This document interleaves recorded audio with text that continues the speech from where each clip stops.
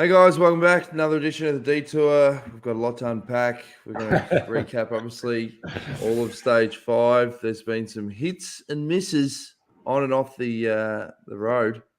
Joined, obviously, live by 4-time national road champion from Australia, Johnny Chiro. Iffy, big stage. Yeah, look, a fantastic stage. Actually, it's absolutely beautiful part of the world in Bilbao. And, the bike riders put a show on. The Jumbo boys, Roglic and the boys, decided to let them go and give up the red. And it was almost there for Fred, but he couldn't quite get into the red. Your mate, Fred Wright, great ride. But no, the break got nearly 5 minutes and, they've got a good little lead. If you look at the results on stage, our old mate Daryl Impey, second on the stage as well. Yeah, a fantastic ride. But Marc Soler was... Yeah, he was very, very strong. Jumped away. He only had 10, 15 seconds in the last few K, but they couldn't pull him back. Now, you did predict that it would be in Roglic's interest to let the jersey go for this stage. For those guys most people understand race tactics, but what is the big benefit of letting the jersey go at this point? About the pressure, the problem is you've got a really tough stage tomorrow where he might get it back when he doesn't want it. But I think the only thing that can really beat Roglic in this tour, because look, we know he's the best bike rider here. He's won this 3 times in a row. But he's come in with an injury cloud, even though he was really good the other day when he won 2 days ago. The only way I believe he can be beaten is that if he cracks or the team can't support him. So why put everyone under that pressure when he doesn't need to have the red jersey now? So nothing's changed. He's still leading this bike race as far as the main protagonists are concerned. The only people who have moved in front of him, 4 people, will be half an hour down or more when we get to Madrid. So they're not a threat. So let them. That means the team doesn't have to worry about riding on the front, defending the jersey. It's all about the chance to sit back and not spend all the pennies. As a good mate of ours made that mistake not that long ago, Pogacar, and ended up paying for it towards the end of the Tour de France. That's it.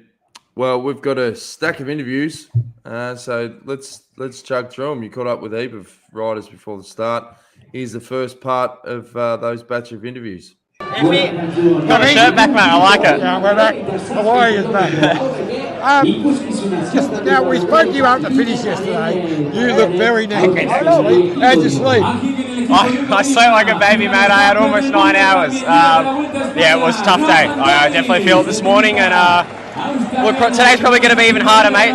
It's a little bit cooler, but not by much. But those hills at the end are going to be quite tough. So what's the plan of attack for you today? Look, I think we're going to try and get a few boys in the break. I think potentially Jumbo might not want the jersey, and we'll try to take advantage of that. If we can get Ethan in the jersey at the end of today, that'd be awesome. So I think we might try to slip a few guys in the break and see if it stays away and see if we can have the jersey by the end of the day. Good luck, mate. Thanks, mate. Cheers. Okay, Harry Sweeney, this is your second Grand Tour. You had a wonderful start with all last year Tour de France, which is amazing. How are you finding this one? It's a bit different, to be honest. I'm not 100% sure how to take it yet. Obviously, it was just strange to be starting in Holland as opposed to actually in Spain. But I've come here with different ambitions. Obviously, last year I came to the Tour and I was really a bit overwhelmed and excited, and I was first Grand Tour, and to start with the Tour was amazing, but I've come here with the ambitions to win a stage, so in that respect it's a bit different. And I suppose it changed a bit at the start of this race when you lost your only sort of GC contender and haven't really got a big sprinter here, so it gives you a lot more options. Yeah, for sure. I mean, Cedric, the first 2 days we tried to get him in the top 10, and the second day we did that. Obviously it's a bit difficult to really contest the sprint without a proper sprint train.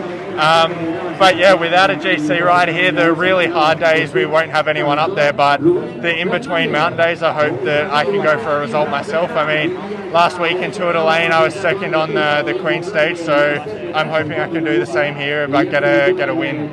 How have you found the difference between the Tour de France and this? This is far more relaxed, to be honest. You can feel the difference, the tension in the bunch. It could just be in my head now that I've already done a Grand Tour, but yeah, last year in the bunch was really crazy to start, and it was like a one-day race every single day, whereas here it's a bit more relaxed, people are a bit more cruisy, and you can sort of feel that like the season's finishing a little bit in some respects. So, but yeah, it could also be the Spanish culture, but yeah, I think just the stress is a lot less here. Now, today's profile looks like a good one for you, so what's your plan? It could be, but I think the last climb might be a little bit too steep for me, but we'll see. I did 2 weeks ago. We did a similar climb, but on a different side. But I think like 12% might be a little bit too much for me, especially with Remco here. Like in San Sebastian, I was really good, but then when we hit the last steep climb, it was a bit too hard. But yeah, you never know. With some good legs, we'll see how I go. But it's one that I had marked off. But it really depends on how they race it. Good luck, Harry. Thank you very much. Rob Stannard, how are you, mate? It's your third Vuelta. How's this one rate with the other two? It's different. This year we started in different countries. It's my first time ever doing that, so it was a bit interesting with the rest day after only 3 days. But so far the race has been, yesterday was pretty similar to the other editions, the aggressive racing, the heats. So I think it's, I feel like I know what I'm up for. We're only day 5. It seems like we've been going for about 2 weeks. Does it seem like that for you? Yeah, because we arrived a few days before the start in the Netherlands. Yeah, I mean, all of us have been away from home for already over a week. So but it's passing quickly. It's going to be the end of the world before we know it. So I think we all have to take our opportunities as soon as we can, and that's why the racing's so aggressive here. Yeah, today's profile looks like a good stage for you. Something you've marked down? Yeah, I don't know. Like, we have to see how it's going to go, because actually the GC is still not decided yet, and normally at the beginning of the race like this, the GC teams want to also take an advantage early on in the race. So yeah, for me, I don't know today. I think it's going to be really aggressive on the last 2 climbs. Good luck today, mate. Thank you. Esteban Chavez, so how is your form so far in this Giro, this Vuelta? So far it's alright. We live Holland in one piece, which is really important. Was super intense, really stressful. Yesterday also was super hot day, really fast, and we are right there with the best. And today will be another tricky one. All the mountains is in the last 50k, so it will be important to stay in the front, fight for the position. Everyone is super strong now, so this is a hard part. But we're looking forward, and yeah, tomorrow another test. But today will be super important. G'day, Chris. It's been a few years since I've caught up, but I've been, like many in Australia, we've been watching your fantastic journey to come back. How are you feeling yourself right now? Yeah, it's been a long old road back to the top level of racing. I'm still on that road. I mean, definitely been making a lot of progress this year, and I really felt at the Tour de France that I'd made a big step forwards. Unfortunately, COVID hit me pretty hard when I got COVID and had to pull out of the Tour. So I'm still sort of building up again from that, but generally feeling pretty good and optimistic about the racing to come. So, do you really believe personally that you can get back to that level you were for next year? Do you think you can? I mean, that's still to be seen. I mean, I think comparing myself to what I've achieved in my career, that's not the right approach for me. I mean, I almost have to draw a line in the sand from where I crashed and do my best basically now to try and get back to the highest level I can. Now, we're hoping to have a Herald Sun Tour again next year. It's still be decided very soon, and we'll talk to your bosses, but we'd love to have you back. Any chance we get you for a Herald Sun Tour again? I mean, I'd love to come down there. I've got great memories of being down there. It's a great way to start off the season, so yeah, certainly. Let me know if it's happening. Yeah, well, you think you've ridden 3 of them over the time. So, cheers. Okay, thanks, mate. I was surprised you didn't ask him to ride the Bakerids. Well, it was funny because we had Danny Van Poppel as well, and there's so many good stories about he's coming up. Yeah. About that Sun Tour back 2017, I think it was. Obviously, you're going to show a little bit more of that vision. Blow for the team to lose Michael Woods, who was your big hope for GC. Yeah, but Michael Woods is for Israel, so it's a shame for them, of course. We'll cut that out. I don't know why. It was with you guys. Classic iffy brain fart. Thanks, mate. Thank you very much. This will be good for the detour. Oh, jeez. That was a good one. Yeah, it's almost like you could intentionally slip him in just to give us stuff to talk about. Yeah, it's perfect. Dementia. It's terrible when it starts sneaking up on you. My kids will watch this. Well, they never watch it, but if they actually do, they'll say, "Oh, we told you, Dad. Dementia's coming in." That's it. We've had a few live comments. Bob Brace says, "Love little adopted Aussie Esteban." Andy Matthews, he says, "Hi guys, nice analysis and interviews on the Hawaiian shirt theme. Shout out to Rupert Guinness, who's currently riding the Holt route in France. Check his socials for some wonderful updates." And Jan Borman says, "I love the hat Chavez is wearing. An excellent chat with Froome." It was great. It was absolutely great insight to Chris Froome. I like the way he said, "A line in the sand. I can't really. I can just be the best I can be." That was a line in the sand. It was a perfect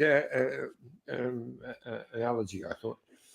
Which everyone knows, he's not going to get back to the level that he was pre-accident, given how severe that accident in the rehab was. But it was good to pretty much hear from it. Well, you don't completely rule it out, but the chances are pretty slim. Yep, exactly. Anyway. All right, here's the second batch of interviews with the riders before the start. Ben O'Connor, just about to start stage 5. It feels like we've been on the race for about 2 weeks though, with all the travel. Yeah, it's been long, but I feel like the race has only just started yesterday. And talking about yesterday, a great ride. You were right up there at the pointy end. Yeah, I still haven't perfected a finish like that. I still think I need to take a bit more confidence for the sprint and really just commit more. But otherwise, I enjoyed yesterday. So today's going to be kind of similar, but I think the break will win. Okay, now I was going to ask you that. Do you feel that Jumbo will be happy to let the jersey go? I feel so. I feel they'll probably get it back the next day anyway on the mountaintop with the time gaps. Maybe someone else, but I'd be surprised if they ride for the win today. So for you, today is more keeping you out of trouble because tomorrow's very important. Yeah, tomorrow's way more important, but today also you have to be attentive because on top of the climb with the bonus seconds, you never know if a move goes there on top with the GC guys. So for me, the finish line's on top of that climb, really. Good luck, mate. All right, see you. Remember you. Yes. So,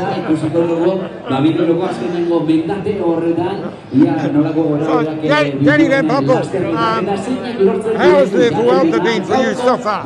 Yeah, really good. 2-stage win with Sam.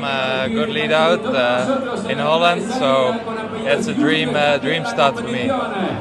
So you've been very, very important in those 2-stage wins for Sam. Yeah, Sam was a hard season for Sam so far, but he's back to the old level, and I'm happy that I could deliver him quite well. And this is exactly why I choose to be with Sam, because I believe in him, that he's such a good sprinter, and he proved it now in the Vuelta. So there's a few days before we have another sprint finish with you guys, but you're still involved in the intermediate sprints to try and get those points? Or? Yeah, it was yesterday the goal. It worked out not so well, but we are not afraid to go for it. And we really want this jersey, but I think it's a bonus. But what you say, there will be more sprint stages. We really go for it. We are not done yet. So, the decision has not been made yet, but hopefully the Herald Sun Tour will be back next year. We'll have to get you back. Yeah, it's not on me, but I really want to come back to Australia. I'm a big fan of Australia. I really want to go there. So I really hope I will be there next year. It's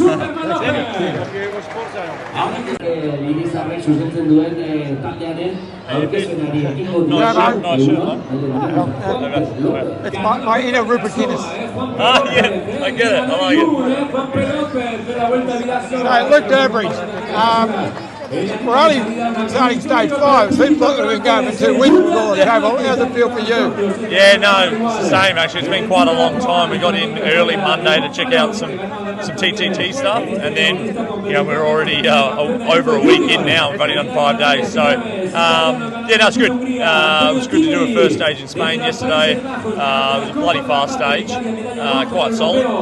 Probably more harder than we probably had expected. Maybe Caden Groves might get over, but when Primoz Roglic win the stage, it's more of a GC day. So yeah, it's been solid. I saw a flash of you on the TV as they were climbing that last, not the last 15k to go. Yeah. You didn't look too happy. Nah, all good. I mean, my job's to look after Yatesy throughout the day, put him into the bottom of the final climb, and then sit up and cruise in and save some energy. So yeah, no, I was feeling alright yesterday. Did my job, put him in good position. Did the first couple of K of the climb just to make sure he was in the right spot, and then we've got 4 guys to look after him in the final. So that was my job done. So that's sort of my role here: look after Yatesy throughout the day, and then when I find a moment where I can take Gruppetto, take it, because it's going to be a long 3 weeks. So what's your plan today? Interesting stage today. Not too hard, steep those climbs, but a lot of them. Yeah, I mean, because it's early in the race, there's a lot of fresh guys. I think it'll be harder than you expect. If it was sort of the 3rd week, maybe the GC teams are not too keen to really push on, but everyone's feeling good, so I can't see Jumbo wanting to give away the jersey. So it'll be interesting. I think the start will be, you'll quickly find out what's going to happen, who's going to ride, what's going to ride, and how we're going to play it.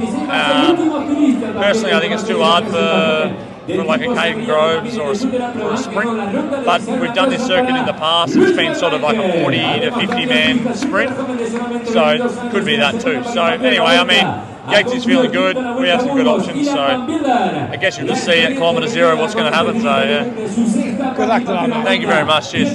Thanks. Good stuff. That's all the interviews pre-race. Let's take a quick drinks break. When we come back, we've got all the reaction after stage 5, so stay tuned. Look at this bike. You think it's just a bike, right? But it's not. It's a bike 374 people are looking at. This guy, this girl, them, all looking at it.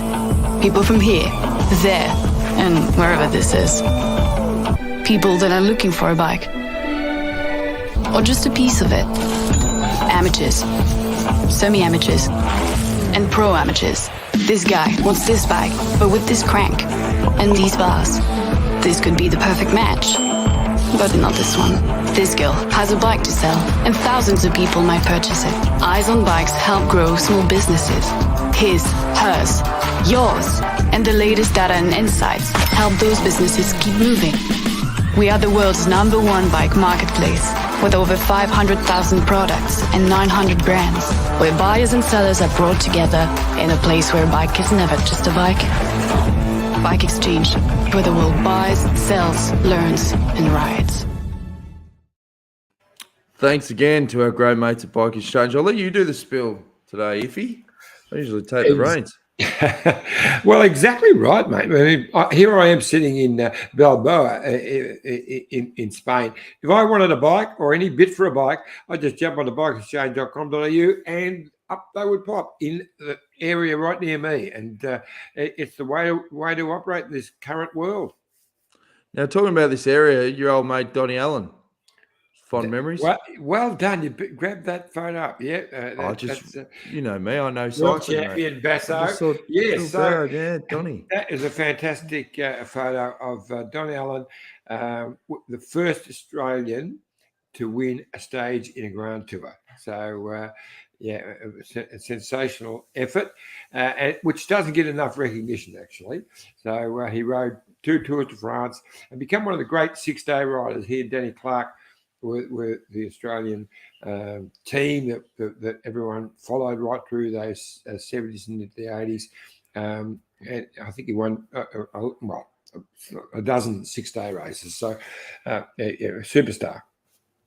We flashed up the stage results a bit earlier in the potty. Lawson Craddock, as you can see, finished 5th on the stage. And you had a chance to catch up with him with a couple others after the race. So here's the post-race reaction for stage 5. Lawson, so near yet so far, mate. Sorry? So near yet so far. Yeah. No, that's a tough stage.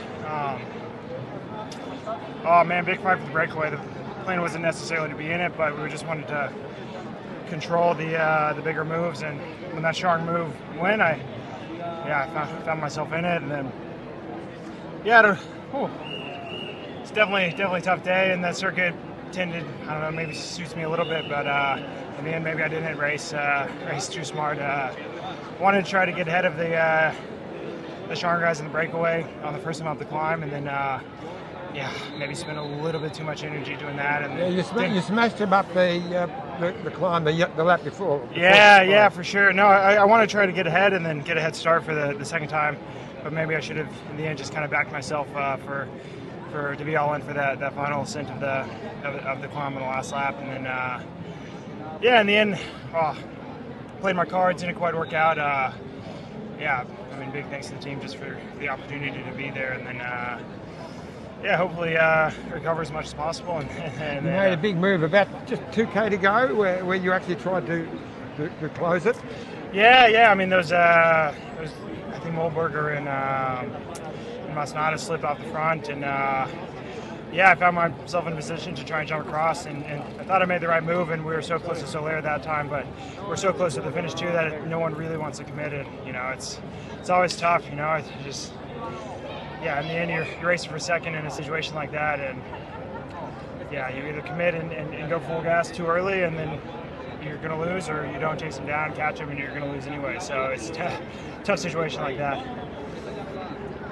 What happened with the cooperation once Soler was up the road, and you were in that group, the chase group, you got back on? Yeah, no, the legs kind of ran out towards the top of the last climb on the last lap, and then but I kind of just made sure to ride my own tempo. I was able to come back on the descent, and then I mean, we were chopping off. Fred Wright and I were doing our best to close the gap to Soler, but I don't know. The other guys just, I guess, we're happy to be there, and I don't know, tactics like that, it's always tough. In hindsight, you can always you say we should have done this or done that, but in the end, Soler made a good move at a good time and had the legs to close it down.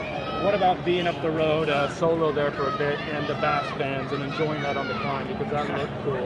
Yeah, that was truly an incredible experience, and I guess I timed I made the move on the right lap because it seemed like the next lap when we went through they had the crowds backed off the side, but I love racing in this area. It's truly my favorite region in the world to race in, and a lot of that is due to the massive fans. So that's a special moment. I'll remember that for a long time. And this comes right after the USA team announced that you're going to be on the team for Australia. That's a good thing for you and the end of the season, building towards that as well. Yeah, for sure. I've had good legs, good first couple of days of the Vuelta, and it is a quick turnaround to Australia, but every time you get selected to represent the United States. It's a big honor to pull that jersey on. So I definitely want to take it lightly and do the best I can to make it through the Vuelta in a great way, supporting our leaders, and then also recuperate for the Worlds. Lawson, you'll get your chance in the Vuelta. Better luck. Appreciate it. Thank you. Thanks, mate. How are you? How was it out there, fellas? I was actually pretty good. It took a long time for the break to go though. It was a bit of a lottery, and then pretty much by the end it was just like a few guys snuck off and then a few more, and then suddenly it was 20 guys. So it started off not so hot, but it got really warm. It was 36 degrees at one stage of the day. How did it feel on the bike? Yeah, it did get quite hot. Now it's really cooled off and a cool change is coming through. But the bunch also cooled off a bit after a couple hours too, so it wasn't too bad. Tomorrow, completely different. The big hitters, the big GC boys have a go, eh? Yeah, probably. I don't know, maybe unless they give a breakaway a long way, but I can't see that happening, but we'll see. Great, fellas. Hold on.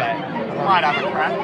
Yeah, sounds a way to go. Sepp, quite a good start of the tour for Jumbo-Visma and for you. Yeah, it's been really nice. It's still the first TT team time trial win was really special, and to do it in the Netherlands was really beautiful. Also a lot of pressure, a bit nervous. And then, so far everything's gone really well for us. For sure there'll be harder moments, but for now we're enjoying it. I just heard you speaking Spanish. How much do you love this country? Oh, I love it a lot. It's beautiful. There's so many different parts, and it's all there's a lot of variety, and the people are really special. Primoz is going for an historic number 4 in a row. How do you help him? How does he do it?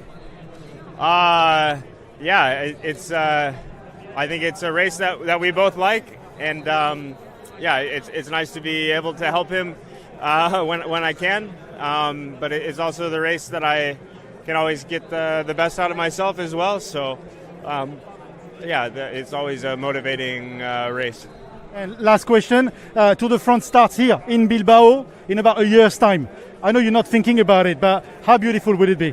Oh, it'll be crazy. Already at every race, no matter how big in this area, it's always amazing with the crowds. So it's going to be even wilder.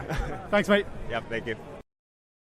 Good to hear, old mate Christophe Mallet. We caught him in at the press centre for lunch today. I think we even did a little joint film clip, which we might show tomorrow, since I know that you've had a pretty hard day, mate. So long day on the tools. Let's have a look at stage 6. Definitely the toughest stage of the Vuelta so far, Iffy, with 2 Cat 1 climbs to finish with, Cat 2 in the middle there, 181.2 Ks. Yeah, it's a really tough day. You'd normally say it's a GC day, and the GC will be fighting it out. But I don't think Jumbo-Visma want to get that jersey back. I think they'll be happy to let it go. So it's just going to depend on, to FDJ. Are they strong enough to chase it down? They've got the leader in red now, and Rudy Molard. And are they strong enough? I think a break will go, and you'll get another one of the stronger riders who aren't a GC threat take over the red. And you, of course, have a battle for the GC riders up a climb like that. So I think you're going to have two separate races. That's my feeling for tomorrow. Who's your prediction for the stage, Johnny? Look, it's going to be one of the really strong guys who's been up the road. I'll tell you who might go right tomorrow, and it'd be really spitting chips. Your mate Fred Wright. To be you got to so chat close. to him pre-start. You got to have a chat with him. Yeah, no, we're going to get him tomorrow. He's definitely. Did you see the sheriff today? No, he gave us the flick. We were supposed to meet him. No, he had. We were at the start. He was there, but we were doing interviews while he was in. He had his family there and everything, because now he lives just down the road. Then he had to go straight after the start for some other issues, so we missed him, which was a real shame. But yeah, Fred would be a great grab. So yeah, no, we'll talk to him in the morning, and he could be a big chance tomorrow. He's only 2 seconds down. But they're going to be after a strong break. It's going to need to get after that. There's a Cat 2 climb early. They're going to have to get 10 minutes up the road to have any chance of holding off. Yeah, it's going to be a cracker if you're going off the profile. Now, before we go, the Aussies have announced the team for the Worlds, I think. The big talking point. I think what's the provisional list, isn't it? I don't know. No, not provisional. They were supposed to announce the team, but they haven't been able to announce it because there's been a protest. And so I think you might be jumping the gun. I don't think it's been announced yet. Oh, I saw Ride Magazine talked about. They did a press release, didn't they? No, so you're telling me. So what did they say? Oh, mate, you know what's going on. The biggest controversy we talked about on the show 2 weeks ago was that Caleb Ewan doesn't look like he's on the list at the moment. Yeah, there's 4,000 metres of climbing. So obviously you've got Ben O'Connor, Michael Matthews, Jack Haig's provisional, I think. I don't think Jack. No, I don't think Jack will be riding. He's still injured. Injured, that's right. Jai Hindley. I think Clarkey might be in there. There's a bit of a surprise on. There's one who's been called in for right-hand man for Bling. I think Durbo is in there. But, so the controversy is over Caleb Ewan. Evidently, he wasn't selected. It's an awkward one, remembering there's two parts to it. One is from the area. It's almost like his hometown. Two, I believe that Caleb Ewan will be world champion in the next few years. I believe he will win a world title. We've only ever won one, and I reckon Caleb will be able to win one when we get the right course for him. Now, Caleb in 100% best form, you put him in here as the reserve because if the tactics change or whatever, you've got a card to play. You've got a great sprinter that you can say, well, we're not working because we don't want to make it hard. We've got this wonderful sprint here. And I know he's had some injuries, but he wouldn't want to ride this if he didn't think he could get around. You've got to remember, he's a class bike rider. Me, 8 bike riders, I'd fit him in. You wouldn't have a team around him, but I think he deserves to be in. That's just a personal thing. I said it right from the beginning. I would have him in that team, but evidently that's not the case. It'll be interesting to see what the wash-up is and when they officially announce the squad, because they're running out of we've time. heard a lot of rumours in that game. There was also there's been a protest in the women's too about non-selection, but it's an awkward one. It's always tough. There's nothing. Everyone wants to ride a world championship in their hometown. Doesn't in their home country. It doesn't happen very often. We only had one. It was in Geelong about 10 years ago, and now we've got a second one, and it's going to be a wonderful world title. So, Anyway, that's it. Thanks again for all the support, guys. YouTube.com/Detour Podcast. We'll be back again 6:30 a.m. Australian Eastern Standard Time. For the rest of the world, so keep up the good work with the interview, Ziffy. Look forward to your chat with Fred Wright tomorrow. Be there, be square. Cheers, guys.